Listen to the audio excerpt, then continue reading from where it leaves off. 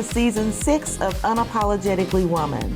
We're celebrating phenomenal women all across Kentucky who make no apologies for their perspectives or the impacts that they're making in the community. Today we're celebrating and remembering Joyce Johnson.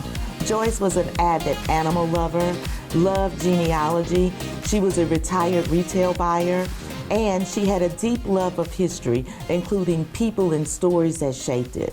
Today, her friend Joy Bolton is here to share her story and legacy of Joyce Johnson. How you doing? I'm doing wonderful, wonderful, thank you. Let's talk about her. Let's talk about her. First, I just want to say thank you for honoring the idea to do this for her. So let's get that out of the way. My pleasure. That I had this idea, came to you, and sure, let's do it. So Tell me all the things about her. When you think about her, what's the first thing that comes to your mind? Beauty and a particular humbleness. Joyce was not loud, but she didn't have to be. She was just a beautiful person inside and out. Loved her community, loved her friends, loved her family, and yes, loved her animals. Uh-huh. Yes, ma'am. I know there's a story about a squirrel. Yes, and I have forgotten the name of the squirrel, but there is a squirrel that we worked together at a particular house. We were caring for a gentleman, and they had this beautiful backyard with animals everywhere. And every morning, Joyce would just hold her hands out with nuts in it, and this squirrel would come up and eat the nut from her hand. I kid you not. It scared me because I'm wait a minute. What are you doing? Animals, you know. But she just had this connection to animals. And I remember a gentleman who was working on the house said, I could not go out the door because this one squirrel would not move and let me come out. I was scared of it. I said, well, that's Joyce's squirrel. And until he sees Joyce and gets his nut from her, then he's not moving. He's going to stay. And he's waiting. She spoiled him. That's the end of that. Even at her home, when we went after she transitioned, there were squirrels and animals on her roof and on trees that were waiting on her. They knew that she was going to feed them, that she was going to love on them. And it was just amazing. Yes, animal whisperer, Joyce Laverne Johnson. But even with that, her heart seems to be so pure. Absolutely. To connect people and just have that love for people. Absolutely. You could tell from the teachings of what she wanted to teach us about history, genealogy. She wanted to make sure that we knew where we come from. You know, and I'm going to be honest with you, I thought it was boring. I just was so ignorant to the fact that history means everything. It's the connection to what used to be. And she used to teach us how to connect the dots in genealogy to where you come from. And it's so important that we do that. How many years did she spend working on genealogy? The 20 plus years that I knew her, she was into it. Because it was really important because she also started a social media page, you know, that was dedicated to that too. Helping Kentuckians find African American friends, and I may have that incorrectly, so I'll correct that on another post if I need to. But there's 3,000 people who are on a page, and what they do is pretty much put pictures up. Hey, does anyone know the people in this picture? And of course, all the people on the page say, yes, I remember that. And it could be something from the 60s, the 50s, that family members are trying to figure out, who is this in the picture with my mother? Who is this in the picture with my brother? And individuals will say, yes, I knew that. And so now there's that connection again that Joyce does. And you have individuals that know information about family history. And what a beautiful way to connect people together and to learn about their history, their family history. Well, and it is very important to know where everybody, and I hate when I say everybody because nothing is every, right. But everybody, there's something special in knowing where you came from and knowing what your story is. Absolutely. It's honoring those that came before us. We should never forget our history. It should always be important. And yes, I'm embarrassed to say, I didn't really mean that it was something that I didn't necessarily care about, but it wasn't prioritized like it should be, like she prioritized it. You must know your history. You must know where you come from. You must honor those before you. You must. And she's absolutely right. She's right. What do you think she would think about you honoring her at this very moment? I would pray that she would be happy with me, that a little part of it, she might be mad that I'm doing it because of her humbleness, but I would pray that she would say, my friend loves me, my friend respects me, my friend honors me, and not just me, it's the rest of her friends. We're all in on this together. And they just said, Joy, you need to go and do the talking. You're gonna be the one.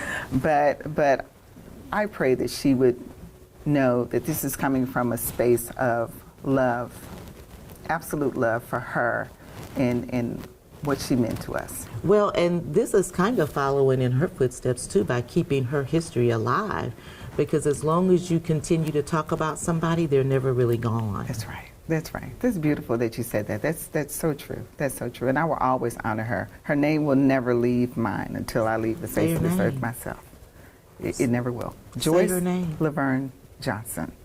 Your dear friend. My dear sweet friend, who we met, connected at an event immediately, and never stopped being friends. She used to say that she believed that we were kin to each other. And because we looked like each other, people would confuse us. I'm Joyce, she's Joy. So, yeah, I will never forget her. Never. What about her derby parties? I hear she threw some heck of parties. Derby parties or parties, the beauty of her parties was that she used what she had to help others. It would be fundraising at these parties. Of course, having fun, yes, but there is a means of her to help another organization make money. And I saw, she used to tell me about this home. Joy had a home, and the pool in the backyard. You know, in the, maybe the 80s or the 90s, that just wasn't a regular thing. No, it wasn't. And she made a lot of money, she worked hard, and she treated herself to things that she deserved. And I saw pictures of her, I saw her beautiful home, I saw her beautiful gowns that she wore at these parties. And yes, I saw some of the people at these parties, and they are well-known individuals. So to me, yes, these parties were huge. Well, and because she was determined. I don't want to say committed. She was determined that if she had a goal in mind, that she was going to reach that goal, and she wasn't going to let anything stop her. That's exactly what she was. She was definitely a worker. She was definitely a strong individual on getting to the goals of what she wanted to get to. No question about that. And these parties, again, even back then, is the connection to community. Those individuals at this party are still friends, are still connected. And you could tell from the memorial that we had for her that these people still remember Joyce, loved Joyce, and wanted to honor Joyce. What do you think made her so lovable? Was it the love that she gave? Respect for all people. It didn't matter what you had, where you come from, anything. There was love given to you, and it was expected to be given back. It was just that connection that she had with people. Joyce knew everyone. And then she had this ability to just command the room. I know we've heard that before, but I saw it in action. She did. She knew everybody from back when, and she would bring up stories. There's a history there. And then that connection comes, and then this beautiful conversation comes about. Beautiful connection. What would you like most for people to know, outside of the things that you've said? What would you like most for people to know about her? Joyce she was a loving person. It was a blessing to have her as a friend. All of her other friends feel the same way about Joyce, that we received the gift of being a friend of hers. We received the gift of receiving love from her and respect and care She checked on me. We checked on each other. She checked on me constantly. She checked on others constantly. And remember, this is an individual who was really without biological family, close family. Her mother had passed, her father had passed, her siblings, and she had no children. So it was just her, as far as the closeness, the biological part. And then she existed on this earth without that connection that most of us already have. You know, most of us, yeah, you have a parent, siblings are still alive. She had none of that. And she maneuvered through life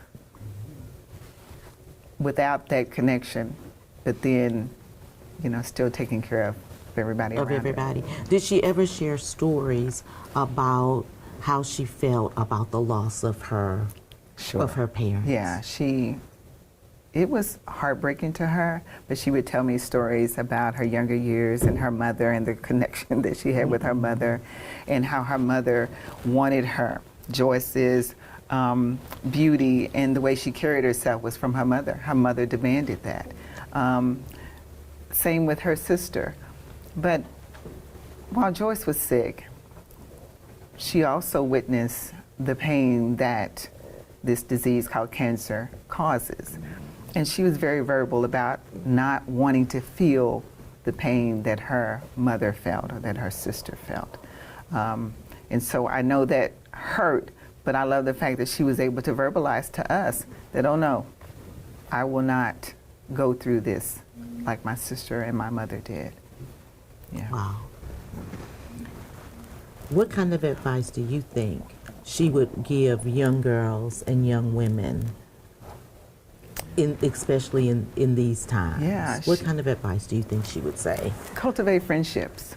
You know, again, like I said, Joyce had tons of friends. So cultivate those friendships. Take care of each other. Love on each other. Respect each other. And Joyce just, again, it didn't matter. You look your best. You do your best. So I think that's what she would say, and to honor and love your history. Love who you are. Love where you come from. Honor that. Thank you so much. I appreciate you. Thank you. Thank you. You guys, today we're taking a step back from regular programming to remember Joyce Johnson, who had a legacy of love and community and connection. And we're so glad to be able to document her story so that her memory lives on. She loved genealogy and she loved history, and we're fermenting that in history for her today.